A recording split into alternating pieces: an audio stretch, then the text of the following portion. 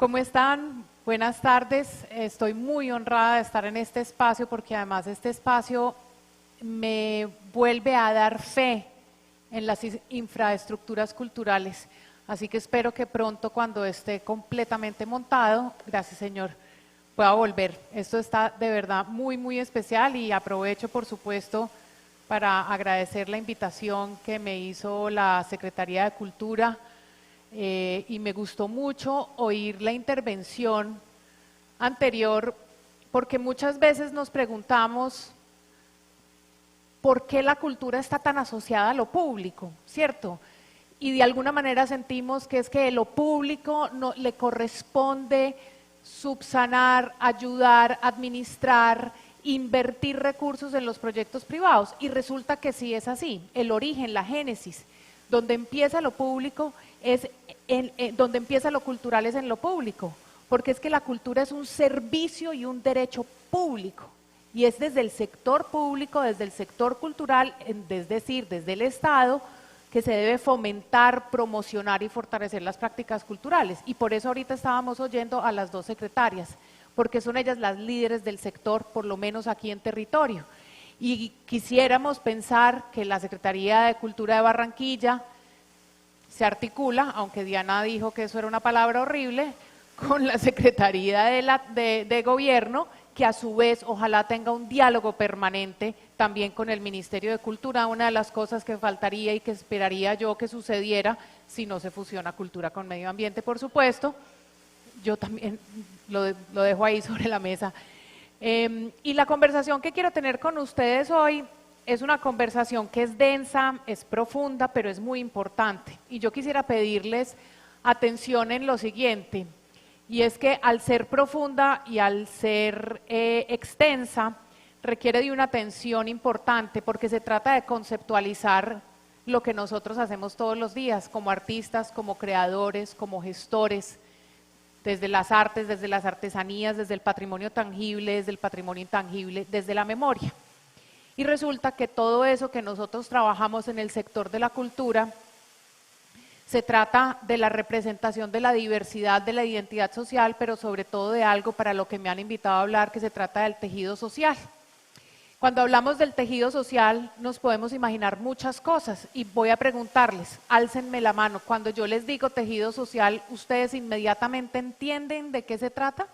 Los que entiendan, por favor, subimos las manos. Bueno, muy bien, no somos todos, pero es importante que entendamos. Y realmente es muy sencillo y hermoso. Piénsense un tejido. Estamos acá entre un grupo de creadores, creativos, artistas y artesanos. Imagínense un tejido.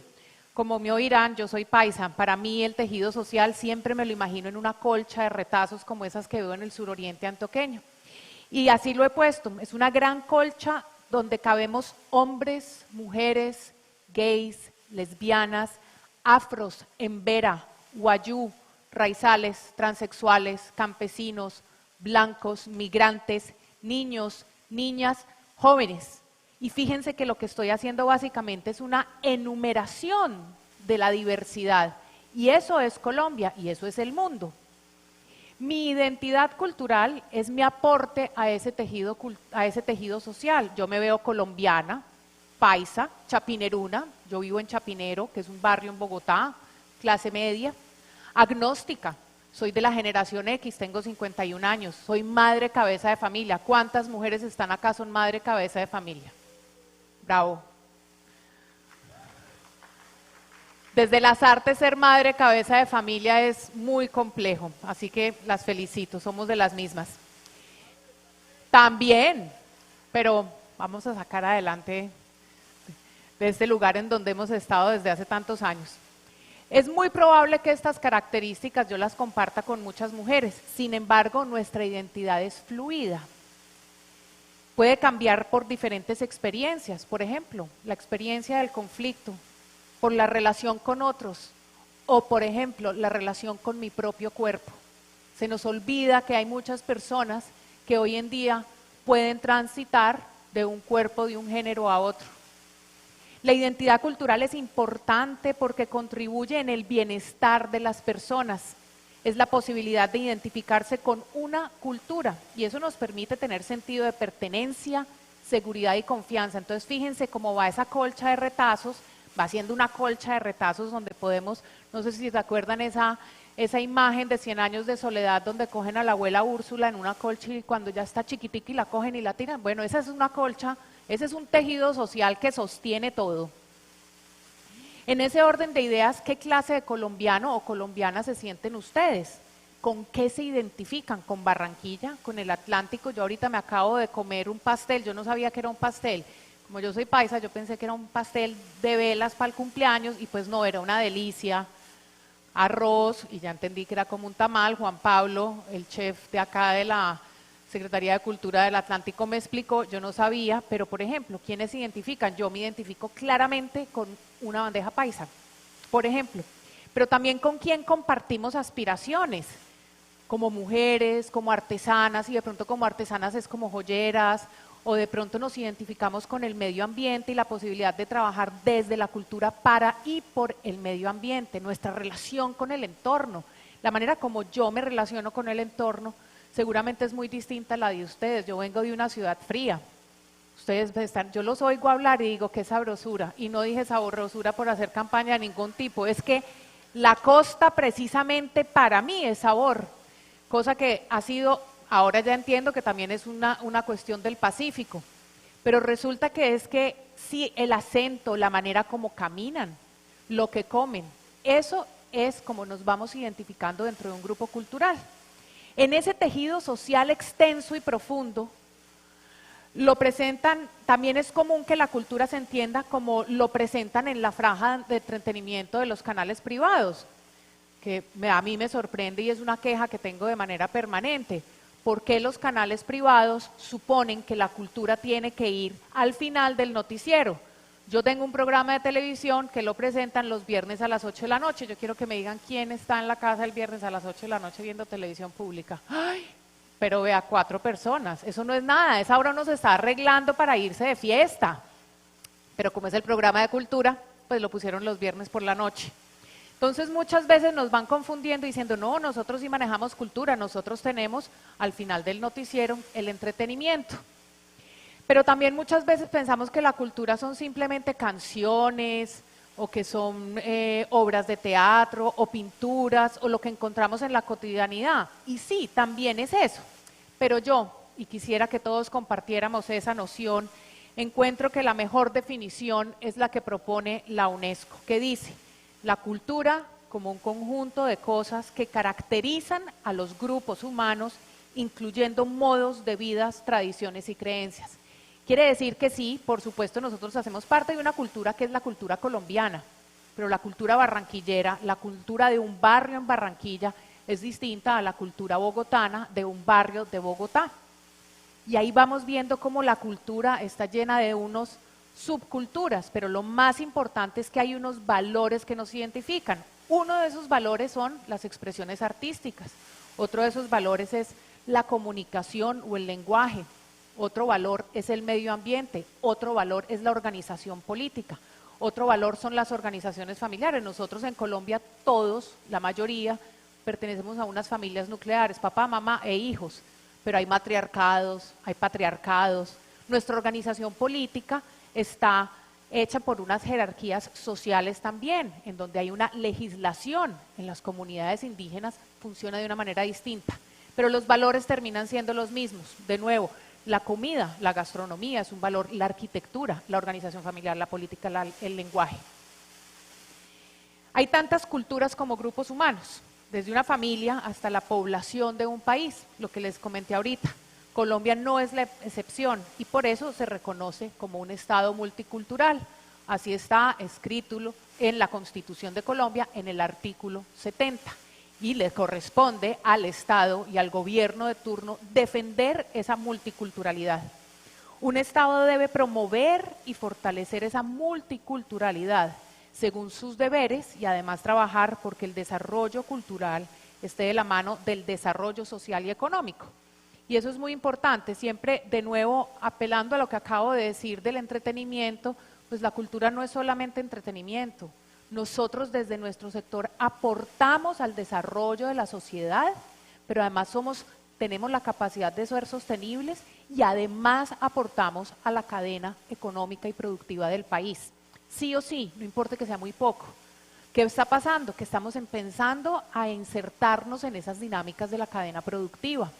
Con el actual gobierno del presidente Iván Duque, en el Ministerio de Cultura se ha implementado la política pública de la economía naranja.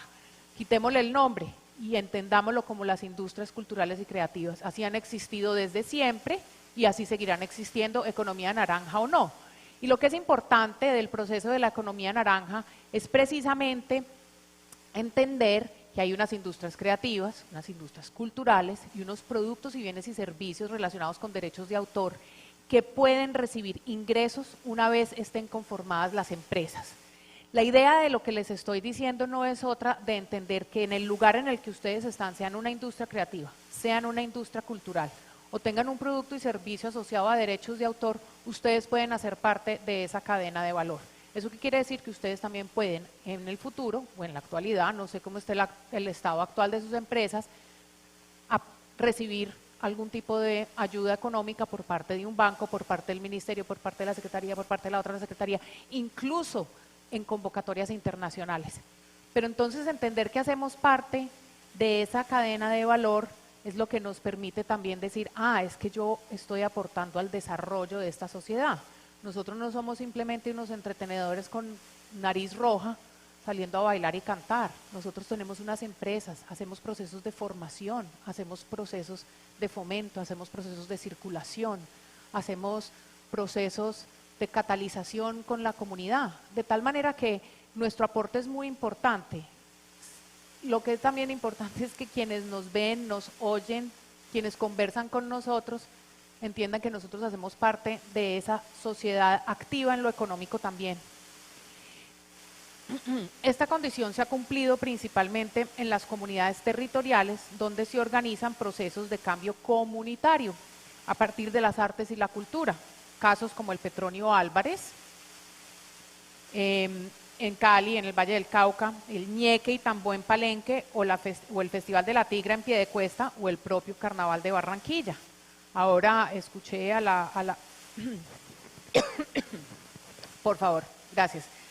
En donde me parece que siempre debe haber, y seguramente así lo es, porque el carnaval recibe unos recursos. No soy yo quien lo deba defender, pero sin duda si un carnaval, un festival o una feria representa la identidad y en ese festival se están conjurando una cantidad de ideas y de procesos simbólicos que además son patrimoniales y de memoria, es importante defenderlo. El cómo, el dónde y el cuándo no es de mi incumbencia.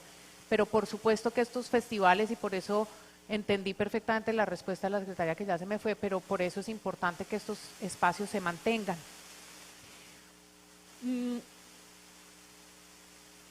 Las ciudades y también los territorios, por otro lado, son esos espacios donde se reúnen todos y todas, pero suelen no ser necesariamente incluyentes. Ay, gracias.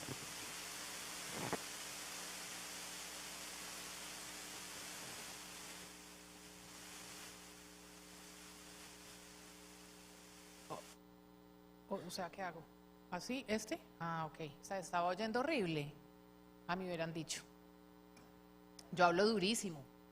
No sé si bueno, pero ahí sí se oye. Sí, en realidad sí está mejor. Bueno. Las ciudades, también los territorios, por otro lado, son esos espacios donde se reúnen todos y todas, pero suelen no ser necesariamente incluyentes, donde el desarrollo está más basado en la competencia y la individualidad. No sé si eso les suena. Eso es muy propio de las grandes ciudades. Bogotá, Barranquilla, Cali, Miami, Londres, Nueva York, París. La individualidad es muy importante. Yo me levanto, yo voy a trabajar, yo gano plata, yo llego a la casa, yo alimento a los hijos. El sentido de pertenencia de lo común es un ejercicio que yo he aprendido gracias al trabajo en los territorios, al trabajo que he visto que se hace en comunidad, cómo se trabajan, cómo los colectivos, las asociaciones, las madres cabezas de familia, y sí de nuevo, los talleres. Ahorita conocí a una mujer que tenía un taller de accesorios y me contó que eran mujeres y que tenían un taller, y ese sentido de comunidad en las ciudades desafortunadamente no se reconoce. Aldous Huxley, que a propósito de la pandemia, en Un Mundo Feliz habla de unas ciudades futuras gobernadas por la necesidad de trabajar para poder consumir. Entonces yo trabajo para endeudarme con el carro, yo trabajo para comprar una casa, es la individualidad absoluta. Eso no está lejos de nuestra realidad. Y yo quisiera, ya teniendo ese panorama, sumarle otra capa más a esto del tejido social, a esta colcha donde brincaba Úrsula, y es el arte, las expresiones artísticas, que muchas veces cuenta desde de la manera más tranquila y sosegada hasta la manera más dolorosa, la historia real y la imaginada. Artistas internacionales como Cindy Sherman, no sé si la conozcan, Cindy Sherman es una fotógrafa que interviene fotografías desde su cara, expresando también las dolencias como individuo de vivir en un mundo con las problemáticas contemporáneas que vivimos. O a la fotógrafa Diane Arbus, que ha narrado toda la historia a través de sus obras. En Colombia tenemos a mujeres como Débora Arango. Fíjense que me gusta mucho mencionar a las mujeres, porque desde este lugar, cada vez que puedo, pues lo hago. Es la manera de tratar de mantener y lograr que las mujeres sí estemos en un lugar de equidad. O Luz Ángela Lizarazo. Luz Ángela Lizarazo es una artista bogotana que ha narrado el conflicto a través de las experiencias de las mujeres, tejiendo medias veladas unas con otras. Ellas han servido para que otros u otras, quienes nos apropiamos, una palabra súper clave cuando hablamos en el sector cultural, cómo nos apropiamos del trabajo de otros, cómo escuchamos esa canción, cómo vemos esa obra de teatro y después salimos y le contamos al otro, vea lo que yo vi, lo que yo entendí, que seguramente será muy distinto a lo que vio y entendió otra persona. Ese proceso de apropiación no existe casi que en ninguna otra disciplina. En las artes sí, porque es la posibilidad, yo que vi, yo que entendí. Y entonces no solamente le estás contando a otra persona para que esa persona vaya y lo disfrute, sino que tú te apropiaste de esa experiencia. Y apreciamos el arte de esa manera. Somos testigos de diferentes momentos políticos, sociales e históricos del país. Estos artistas en ocasiones han sido cuestionados, etiquetados, y de alguna manera estos actos, gestos y decisiones son políticas. Y el tejido social, ahora se los dije, cuando hablamos de cultura hay una cantidad de valores y les hablé de la política y la política hace parte de esos valores. Entonces a través de las artes a nosotros nos están haciendo una aseveración que es de carácter político, nos están hablando de momentos en donde hay una posición crítica, las artes nos permiten tener una posición crítica frente a una situación a la cual nosotros estamos viviendo. Pero estas obras han servido también para dar inicios a discusiones políticamente necesarias y relevantes. Entonces no tenemos que irnos al Congreso a pelear y al que grite más duro, podemos tenerlas entre nosotros. Después de ver una obra de teatro nosotros podemos interpelar esos dilemas de la sociedad. Hemos podido hablar de fronteras físicas y mentales a través de las artes, hemos hablado de censura, del privilegio o de la ausencia del mismo. Hemos reflexionado sobre el espacio público, si son seguros o no, si son públicos o no, si producen miedo o confianza. Todas son dilemas que hemos interpelado desde las artes. Hemos hablado sobre lo sagrado y lo profano. El arte y la política en Colombia han tenido probablemente, desde la artista antioqueña Débora Arango, una buena dosis de artistas transgresores. Podemos mencionar a Beatriz González. No sé si ustedes tengan presente a la maestra Beatriz González. Les pido el favor de nuevo que alcen la mano las que la tengan presente. La maestra Beatriz González es una mujer que pinta con unos colores muy vivos. Es casi como el uso que se podría dar en una obra plástica de pop, como Andy Warhol, colores rojos, verdes, anaranjados. Y ella tomaba del periódico escenas de la vida real, por ejemplo, una imagen es un campesino con su sombrero de paño, un campesino boyacense, sombrero de paño con una ruana y la mujer campesina al lado. Y ella lo que está contando es, cuando uno ve esa obra, está al lado de una obra donde está un discurso del presidente Julio César Turbay Ayala hablando del Estatuto de Seguridad. Nadie sabe qué es eso, pero cuando uno ve la obra uno dice, ay, yo no sabía que eso estaba pasando en ese momento, qué cosa tan miedosa. Y nos enteramos de esa condición y de esa situación política gracias a la obra irónica y pop de la maestra Beatriz González. Hay otros artistas como Wilson Díaz, Rosenberg Sandoval o los que hicieron en su momento los poetas nadaístas y lo que hacen los músicos actuales como la muchacha Isabel o la agrupación colombiana bogotana Televit. Las artes y la cultura son políticas, pero ustedes me preguntarán, ¿por qué insiste en eso Catalina? Siento y pienso que hay tanto descontento permanente. ¿Cuál es el origen del descontento? ¿Cuáles de todas las injusticias en nuestra historia de decepciones sobre la especie humana es la que más nos inspira para resistirnos? La resistencia también es un acto político. ¿Será la esclavitud, la misoginia, el racismo, la pobreza, el autoritarismo, la trata de blancas, el porno infantil, el reclutamiento infantil, la ciencia a favor de las armas nucleares, los conflictos tribales, la censura, la desnutrición infantil, el fascismo, las migraciones, los desplazamientos forzosos, los tratados de paz, los Wikileaks, el cambio climático, y podríamos seguir en un infinito de descontentos que pareciera que nuestro único deber fuera resistirnos? Y por eso las artes nos permiten ser sujetos políticos precisamente para enfrentar todos estos dilemas. Y así como se hace importante ahondar en cómo históricamente las artes, entre muchas otras formas de expresión, han servido para resistirnos, también en un acto político, desde las bellas arengas de los jóvenes en las protestas de noviembre de 2019 hasta el performance Un violador en tu camino, obra creada y realizada por el colectivo La Tesis de Chile, no sé si lo tienen presente. Pasando por obras de arte que han descrito los horrores de una guerra, como lo es el Guernica de Picasso, o La Musa Paradisiaca de José Alejandro Restrepo, aquí en Colombia. Era un ramillete de bananos colgados en el Museo de Arte Moderno, en un salón regional, fue en el mismo año en que se hizo el primer festival de teatro. Ahí está Ana Marta, me dirás, ¿qué año fue ese? Bueno, 1988.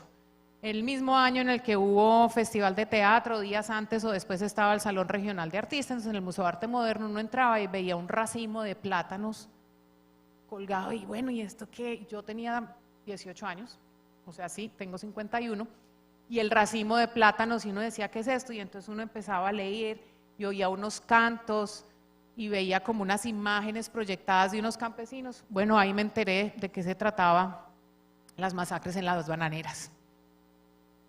En Colombia no hemos estado lejos de esta resistencia desde las letras, por ejemplo, de Adriana Lucía, y me recordé de Adriana Lucía escribiendo estas palabras porque Adriana Lucía pues es de muy cerca de acá, de Lorica, pasando por Alcolíricos, una agrupación de rap de Medellín a quien admiro y quiero mucho, que cuentan, por ejemplo, cantando el rap, igual que hacen los raperos allá en Chicago, cómo es vivir en un barrio de periferia y que la verdad de las cosas es que ser rapero en un barrio de periferia quiere decir que hay ausencia del Estado. Yo me enteré de eso gracias a Alcolíricos. Tampoco podemos olvidar la obra de teatro Siempre Viva, donde se narra el terror vivido y los desaparecidos del Palacio de Justicia, o más reciente, la puesta en escena y magnífica del grupo de teatro Labio de Liebre, no sé si estuvieron acá en Barranquilla, creo que no.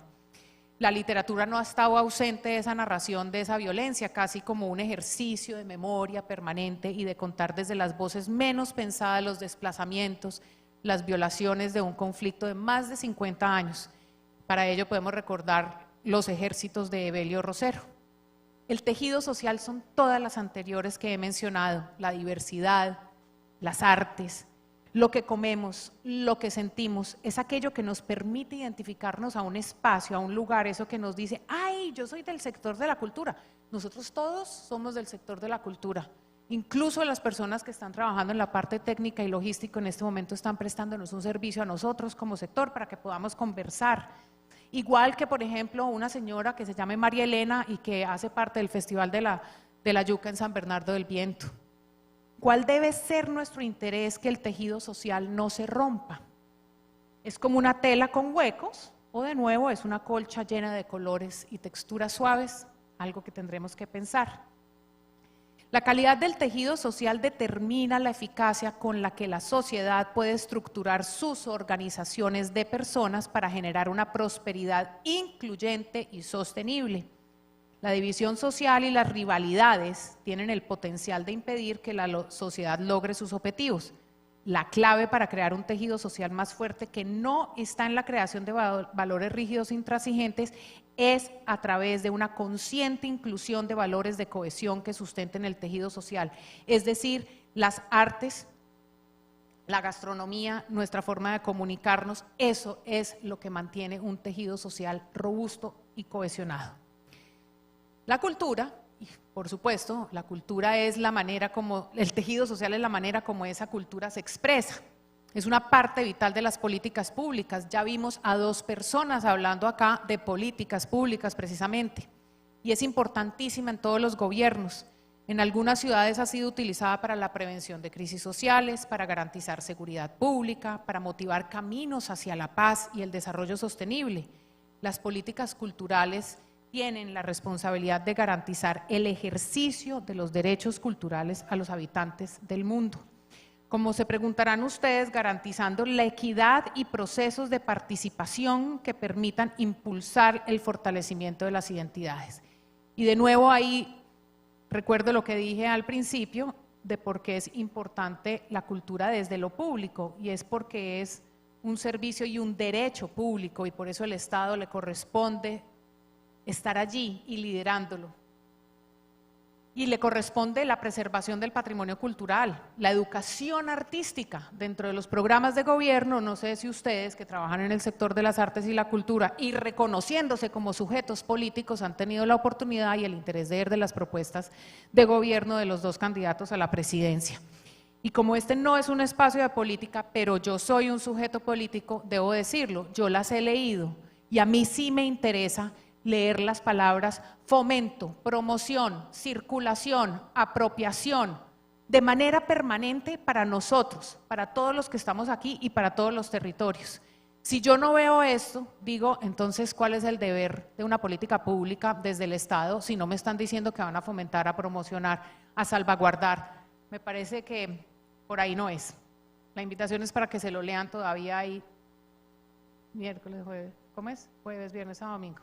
4 días para leerse, por un lado una página y por el otro lado 79. ¿Cuál es el aporte que pueden hacer ustedes? Ahí ustedes dirán quién es el de una paginita, yo creo que el señor ya sabe quién es, ¿cierto? Muy bien. ¿Cuál es el aporte que pueden hacer ustedes, nosotros? Empecemos por esa famosa frase que dice pensar por fuera del cajón. Eso es una frase muy gringa y es horrible, think out of the box, pero realmente describe mucho. Nosotros muchas veces nos quedamos acá, pero es que a nosotros nos está permitido transgredir. Es que nosotros trabajamos en el campo de la sensibilidad y la creatividad. Transgredan. Yo le pregunto a Juan Pablo, por ejemplo, ¿estarías dispuesto a echarle panela a un plato que nunca le has echado panela para probarlo? Claro que sí, hay que probar. Y desde las artes se nos permite eso.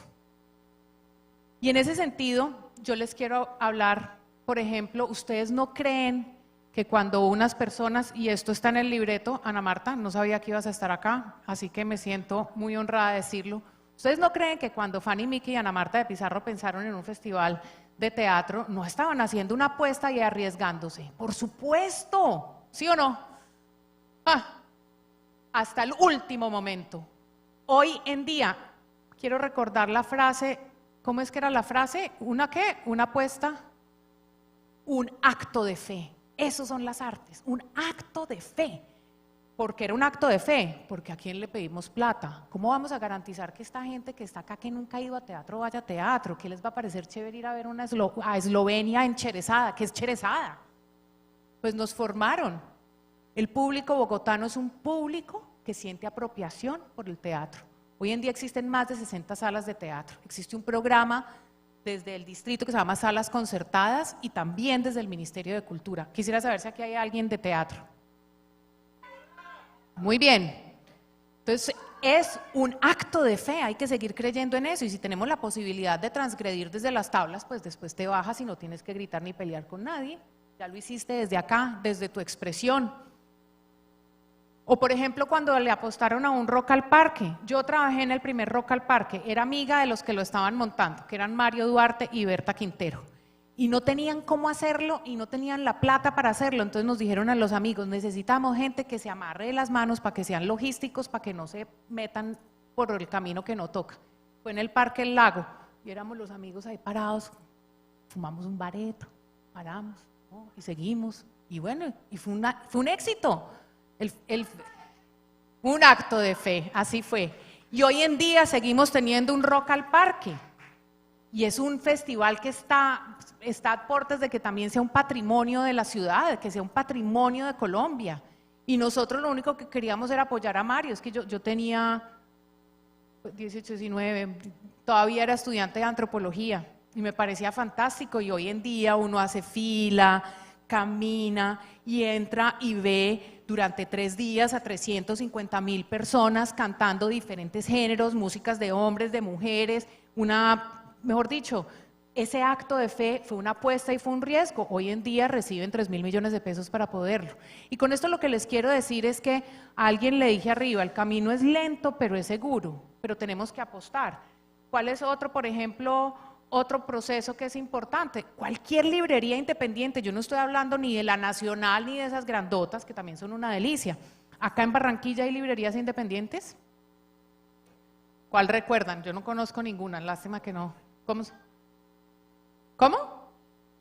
Bueno, eso es una apuesta.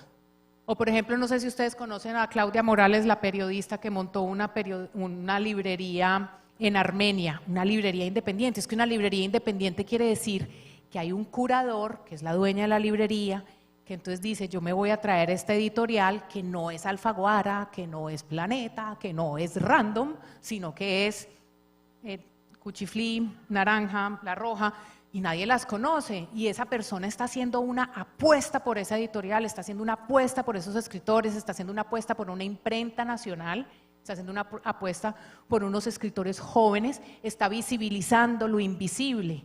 Eso también es una apuesta, y por eso también es tan importante. O por ejemplo, diseñar políticas públicas territoriales y articularlas, eso también es una apuesta. Y vuelvo y miro a mi Diana, que me dijo que articular, ¿qué eso qué? Pues claro que hay que articular. Es que si no nos conversamos todos como un gran territorio, ¿cómo vamos a tener en cuenta los aprendizajes? Y yo de lo que más quisiera con el siguiente gobierno es que, si no se da la fusión de cultura y medio ambiente, es que lográramos tener un sector mucho más robusto, y la manera de tenerlo mucho más robusto es que en efecto dialoguemos desde Bogotá y Medellín con los territorios, y territorios no es Barranquilla, territorios es los municipios que hay en el Atlántico, de tal manera que realmente los procesos dialoguen unos con otros y unos puedan jalar a otros. Eso también, eso me gusta. Para ejecutar estas apuestas y llevarlas a prácticas fue necesario pedir recursos o algún organismo internacional o participar junto con cientos de personas en una convocatoria y ganársela. El camino no es fácil, pero se logra. Nosotros no tenemos el camino abonado, a nosotros nos toca con machete ir abriendo camino y llegar. Y por eso también es un sector tan complejo, porque como nosotros somos un país en desarrollo, nosotros no somos prioridad. Hasta que se cumpla lo que yo digo en todas partes, en la columna, en mi programa, en todas partes digo, el día que una persona que esté en el sector cultural, y no estoy hablando del gobierno, sino en conversaciones, sentada en los dilemas y las problemáticas contemporáneas, junto a la persona de economía, de medio ambiente, de hacienda, de agricultura, de infraestructura, de comercio, ese día la cultura llegó al lugar. Nosotros en este momento todavía no hacemos parte de esa gran conversación, y resulta que nuestros productos, bienes y servicios aportan a los ODS, a los Objetivos de Desarrollo Sostenible. Entonces, ¿por qué no nos tienen en cuenta en las grandes conversaciones? Nosotros, ¿por qué no estamos allí sentados diciendo, ojo, un momento, es que los procesos comunitarios en Lorica son muy distintos a en Bogotá? Necesitamos hacer esto, esto y esto, y necesitamos hacerlo a través de este camino, pero todavía no nos han tenido en cuenta para esa conversación. Y con esto lo que les quiero decir es que ustedes, desde sus lugares, desde su creación, desde su pensar, pueden pedir estar en las conversaciones. Yo quiero aportar en esta conversación porque yo tengo la sensibilidad que no tiene el economista, porque yo trabajo en procesos comunitarios, porque yo sé lo que es el tiempo, porque yo sé lo que es el espacio desde una manera simbólica, porque comprendo el mundo de las ideas. Permítanme participar en esta conversación para el desarrollo social. Nosotros no estamos aquí para entretener. Sí, por supuesto, entretenemos y producimos sonrisas, pero nosotros estamos aquí para demostrar que podemos aportar en esas problemáticas. Los artistas y creadores cuentan con estos líderes y ustedes son esos líderes. ¿Pero por qué? ¿De qué están hechos los líderes del sector? Y esa es mi invitación. ¿Tienen las mismas características que el presidente de una compañía petrolera o del gerente de un banco? Creemos que la fórmula en este campo es aquel que decida liderar en el campo de las artes y la cultura, deberá tener la capacidad de hacer de manera permanente un balance entre lo creativo y lo ejecutivo. La compañera aquí dijo el tejido administrativo, ¿cierto? Que esa fue la expresión que usaste. ¿Sí? Eso. Entonces, mira que lo que estoy diciendo es eso, un balance entre lo creativo y lo ejecutivo, con pasión artística que funcione como motor y motivador para dar esos saltos de fe necesarios para el desarrollo del sector. ¿Cómo se da el equilibrio a la práctica creativa frente a las responsabilidades financieras? ¿Es el deber de estos grandes líderes resolver desigualdades sociales a través de las artes y la cultura? Yo creo que sí. Para ser líder cultural deben tener claro que el trabajo, el oficio, la disciplina apuntan a que su trabajo es para un bienestar colectivo. Y ese es otro punto en donde yo quisiera hacer mucho énfasis. Y es un bienestar para el tejido social. Es decir, que se solucionará una problemática social con nuestro proyecto. El proyecto cultural será exitoso en la medida en que su modelo pueda ser aplicado con otros enfoques, con otras dimensiones en otros territorios. Por eso hablaba yo de la articulación. Ustedes pueden ir a San Andrés y Providencia y decirle, venga, yo la manera como reuní a estas mujeres en torno a un proceso artesanal de joyas fue haciendo esto. Primero nos reunimos alrededor de la comida. Ay, venga, cuénteme. Ese es el diálogo al que yo me refiero cuando hablo de articular. Cuando uno aplica ese modelo con esos enfoques, podemos concluir que el gran líder cultural es en esencia un gran gestor cultural que ha logrado motivar mentes y espíritus a través de las artes y las prácticas culturales. Un líder o gestor cultural trabaja pensando en cumplir con los objetivos de desarrollo. Generalmente no nos enseñan que a los artistas, de los que están aquí hay muchos artistas o hay gestores. Primero alcen las manos los artistas o creadores, por favor. Eso parado y todo. Y gestores, bajen la mano. Bueno, ahí está Miti la sala. A nosotros, los artistas también son gestores. Los gestores no somos tan artistas porque no tenemos de pronto la habilidad, sin embargo nos gusta, ¿cierto? O nos gusta disfrutar de las artes, pero nunca nos han enseñado que cuando estamos en este campo, realmente si nosotros diseñamos un proyecto, por supuesto que tenemos que ganar plata. Por supuesto que tenemos que pensar en que nuestro trabajo, nuestro negocio, nuestro producto y servicio tiene que, nuestra billetera, tenemos que vivir de esto, pero también tenemos que aprender que no solamente, y también lo dijo ahorita Diana, una cantante pues puede montarse en escena, ponerse un peinado divino, un vestido y cantar, pero después enseñar en un colegio canto, o de pronto escribir canciones en algún otro espacio. Es decir, tenemos que diversificarnos. A todos se nos olvida que en todo caso el diseño de ese proyecto artístico y cultural, cualquiera que él sea, debe apelar a solucionar una problemática social y del colectivo. Lo otro sí ya es un poco más industrias culturales, pero si ustedes logran que sus proyectos traten de mejorar una situación o una problemática, ya están trabajando en el sector de la cultura. Yo estoy convencida que la cultura es parte de la solución a los desafíos actuales de la humanidad. Debemos movernos y debemos movernos juntos. Para movernos necesitamos políticas, sí, necesitamos políticas culturales para dotar a nuestras sociedades de herramientas para el diálogo, la convivencia y las libertades. Esto requiere activa participación de las comunidades en los debates públicos y una gobernanza abierta de la cultura a nivel nacional, local e internacional. Esto requiere también el respeto de la diversidad cultural como fuente de conocimiento, como elemento de ciudadanía y como componente para la resolución pacífica de conflictos. Las políticas culturales también incluyen cómo podemos imaginar el futuro juntos. Por eso les digo, yo me imagino sentada en una mesa con el de agricultura, con el de comercio, con el de hacienda, y hay un problema, bueno, el de cultura tendría que estar allí también. Necesitamos reconectar la cultura y la educación para apoyar procesos donde se gesten habilidades y conocimientos culturales. Todos necesitamos vivir en lugares significativos y por lo tanto el potencial de las políticas culturales para promover un sentido de pertenencia, de identidad. ¿Cómo será de potente la cultura, la creatividad que nuestros servicios desde el sector de la cultura pueden incluir trabajar en planeación urbana para la recuperación de espacios olvidados o deprimidos? somos nosotros desde la cultura quienes podemos hacer una evaluación del impacto cultural de ese lugar. Cuando Diana me hizo la invitación y tuve pues lo miré y lo leí con mucho cuidado. Generalmente cuando hago estas cosas, pues una de las cosas que más hago es tratar de partir de un diagnóstico del estado del arte, de la charla que me están pidiendo, para después escribir. Y con eso les quiero decir es que creo que tenemos que ser muy juiciosos. En Colombia no es particularmente un lugar en donde uno pueda absorber y aprender y estar, si no hay espacios como este, que fíjense que es un espacio que nos puso la gobernación a través de la Secretaría de Cultura, o sea, el público está invitando a la conversación.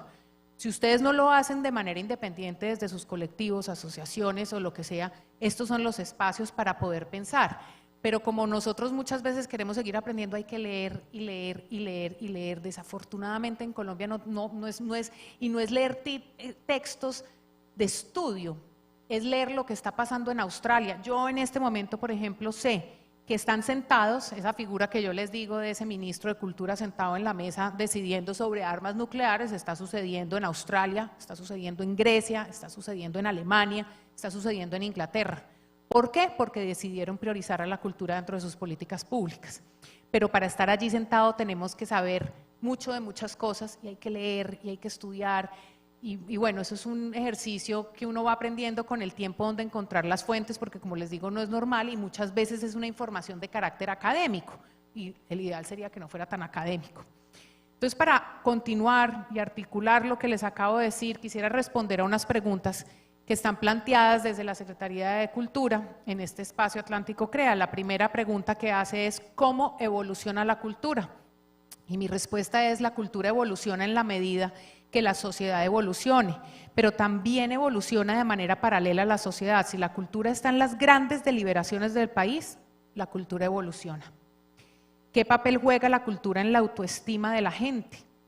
El interés en el papel del arte, en el manejo de experiencias de violencia, en el conflicto armado, ha sido ampliamente reconocido en Colombia. Diversos actores del conflicto, académicos y políticos, víctimas, activistas y excombatientes de varios grupos armados han expresado la convicción de que el arte tiene un potencial simbólico y emotivo para comunicar verdades esenciales sobre el conflicto que escapan al ámbito jurídico y académico.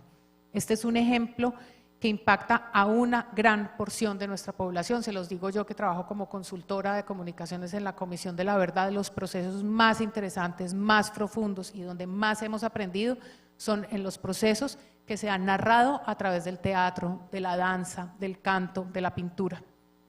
Cómo la cultura se asocia a la creatividad. El desarrollo de la cultura como parte importante de la entidad de una sociedad, un colectivo, va siempre ligada a características y aspectos vivenciales de aquellos a los que representa, creando un significado y una pertenencia a veces inexplicable que arraiga al colectivo en un marco de diferenciación social que lo hace único y repetible. La creatividad es en últimas un valor indispensable de la cultura. Cómo la cultura revive, cohesiona y promueve actividades económicas que mejoran los ingresos, bienestar y calidad de la población. La relación entre cultura y economía en la sociedad actual está constatada y puede considerarse claramente estratégica. El sector cultural es un generador de riqueza con impacto social. Sin embargo, hay que potenciarlo. Aún queda camino por recorrer, se los he dicho todo el tiempo y creo que todos coincidimos. Hay necesidad total y absoluta de tener proyectos de ley, no para aumentar la capacidad de financiación, que también lo dijo la Secretaría de Cultura de Barranquilla, sino porque es importante que se hagan políticas públicas que apoyen diferentes sectores, el sector artesanal, el sector del intangible, de la memoria. Yo vivo trabajando de manera permanente para ver si se logra sacar una ley de música. Necesitamos hacer leyes para los gestores culturales.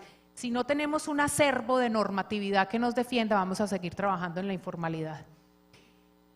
¿Qué hace innovador un proyecto cultural? Y yo diría que su mejora social y de su entorno trae riqueza para los dueños del proyecto y para el conjunto de los individuos.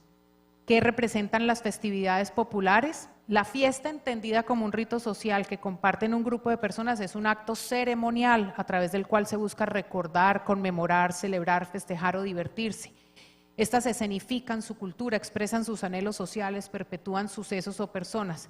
Son al final una ceremonia que rompe con lo cotidiano y crea un tiempo extraordinario. Las festividades son el compendio del mundo de las ideas y de lo simbólico. ¿Cómo se vinculan los productos y servicios culturales al mercado y al consumo?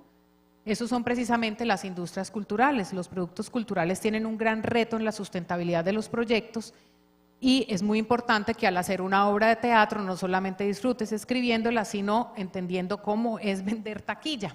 Pero significa también responsabilidades fiscales que al final repercuten en la productividad del país. ¿De qué manera se manifiesta la rentabilidad en las industrias culturales? En Colombia estamos aprendiendo a entender que la cultura se conceptualiza como una industria que genera diversos recursos tangibles, intangibles, emocionales, afectivos, económicos, materiales, comerciales, humanos, políticos, educativos, sociales. Cuando todos y todas tengamos esto claro, no estaremos preguntando por la rentabilidad, sino por mayores ingresos. ¿Cómo hacer para que el arte se conciba como un negocio productivo? Hacer que esto suceda requiere previsión, sensibilidad a las necesidades de las comunidades y una comprensión de cómo se desarrolla el talento. Si nosotros planeamos proteger la semilla de la ambición artística, estas con el tiempo se convertirán en árboles. ¿Cómo identificar los productos, prácticas, tradiciones y recursos de un territorio? Con procesos de participación, hablando, conversando y apoyando los procesos de base. Para terminar, les digo esto. La humanidad necesita participar de la vida cultural. A eso se le ha denominado derechos culturales. No se puede lograr desarrollo a menos que todos los lugares en el mundo sean reconocidos por su dignidad y su capacidad para interactuar con los demás en igualdad de condiciones en una justa globalización cultural. La humanidad no progresará y las crisis no se superarán a menos que las políticas culturales a escala local, nacional y global se vuelvan explícitas. Muchas gracias.